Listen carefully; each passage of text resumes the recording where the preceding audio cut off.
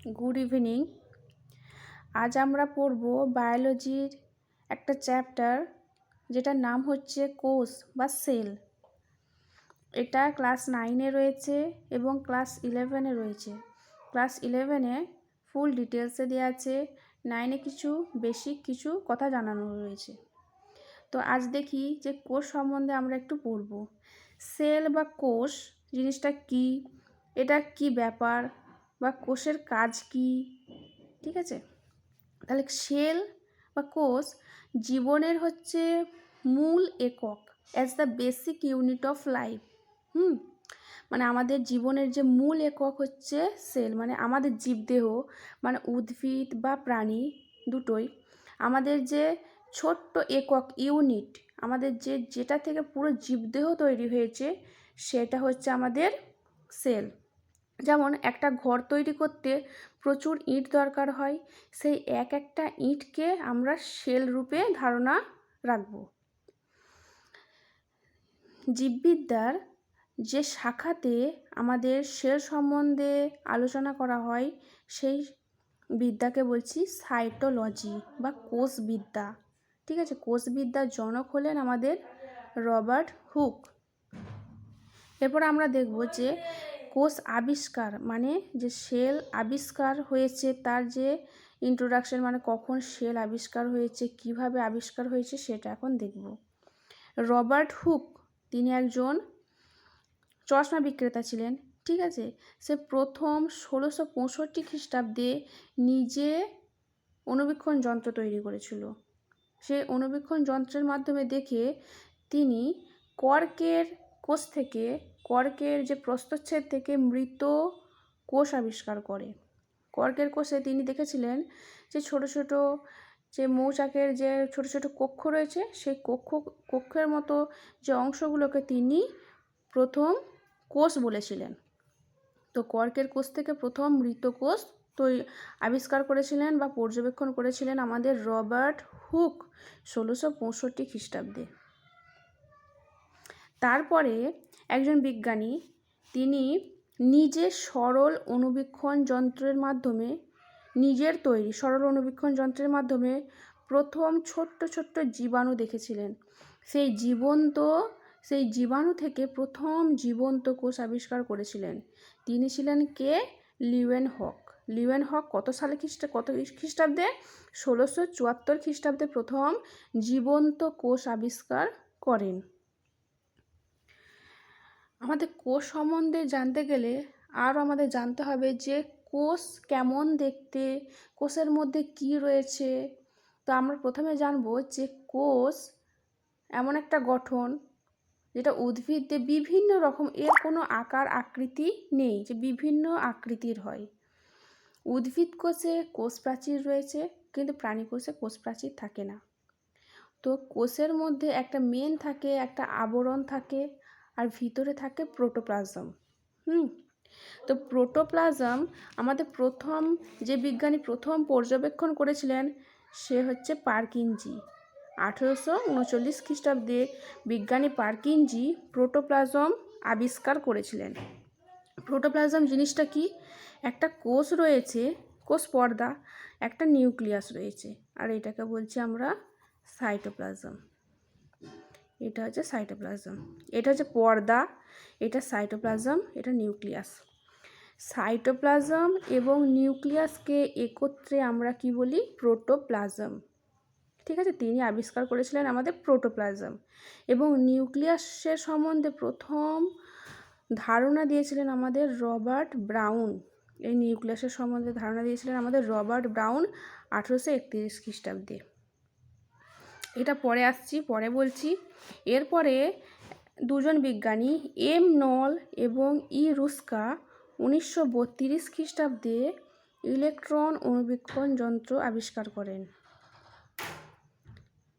এরপর আসছি স্লেইডেন এবং সোয়ান। কোষতত্ত্ব বা সেল থিওরি প্রথম আবিষ্কার করেন আমাদের স্লেইডেন, বিজ্ঞানী স্লেইডেন এবং সোয়ান 1839 খ্রিস্টাব্দে।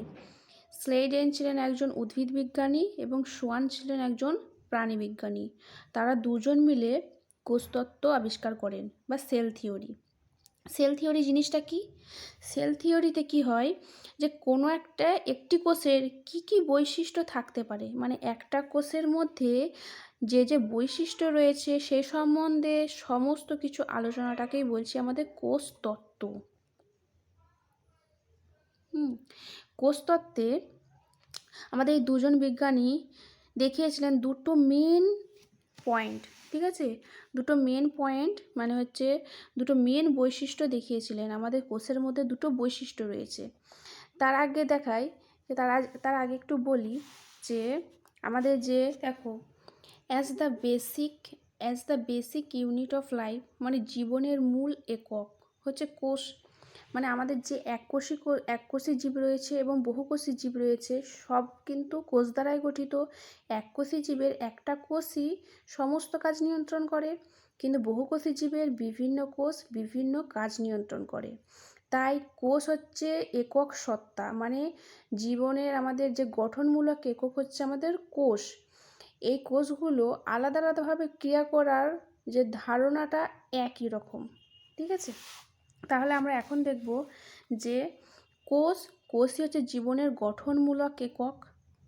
প্রতিটি জীব এক বা একাধিক কোষের সমন্বয়ে গঠিত, মানে এককোষী জীব একটা কোষ দ্বারা গঠিত যেমন অ্যামিবা, আর কি বহুকোষী জীব একাধিক কোষ দ্বারা গঠিত। এই দুটো কথা আমাদের বলেছিলেন স্লেইডেন এবং সোয়ান। কিন্তু স্লেইডেন এবং সোয়ান দুজন বিজ্ঞানী এই কথাটা বলতে পারেননি যে কোষ কোথা থেকে তৈরি হয়েছে, মানে কিভাবে কোষের উৎপত্তি হয়েছে, এ সম্বন্ধে কোনো ধারণা দিতে পারেননি দুজন বিজ্ঞানী। তারপরে একজন বিজ্ঞানী আসেন রুডলফ ভিরচাউ 1855 খ্রিস্টাব্দে। তিনি বলেন ওমনি সেলুলাই সেলুলা, মানে সমস্ত কোষ পুরনো মাতৃকোষ থেকে তৈরি। মানে সমস্ত অপত্য কোষগুলো কি মাতৃকোষ থেকে তৈরি, মানে বিভাজনের মাধ্যমে, মানে একটা মাতৃকোষ থেকে বিভাজনের মাধ্যমে অপত্য কোষ সৃষ্টি হয়।